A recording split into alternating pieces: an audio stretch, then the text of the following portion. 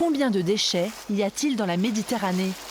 C'est ce que veulent savoir ces spécialistes de l'environnement. Parmi eux, Kevin Bergeron. Il gère 2 aires marines protégées dans le Var et recense aujourd'hui les déchets flottants repérés dans la zone délimitée par cette canne. Le but, c'est vraiment de connaître un état des lieux, je dirais, des déchets flottants sur notre agglomération, parce qu'on a 51 km de linéaire côtier, donc avec beaucoup de fréquentation estivale, et ça va nous permettre vraiment déjà d'estimer dans un premier temps les déchets flottants. Et le but de ce protocole, c'est de le reproduire à chaque saison, donc vraiment d'avoir un comparatif de saison en saison et d'année en année. Tous les déchets flottants sont répertoriés. La source, donc si c'est de pêche d'origine alimentaire, sanitaire, cosmétique, etc.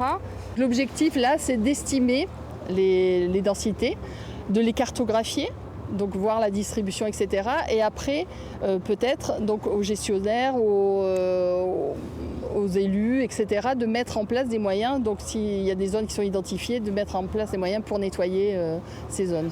Le protocole est destiné à être le même pour tous les pays européens. Claude Millot est biologiste.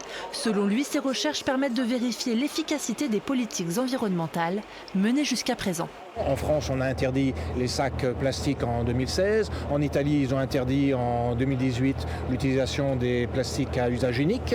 Donc on peut penser que ces actions vont avoir des effets. Eh bien, ces protocoles vont justement vont permettre de mesurer s'il y a des effets de ces politiques. Aujourd'hui, seulement une dizaine de déchets flottants ont été recensés.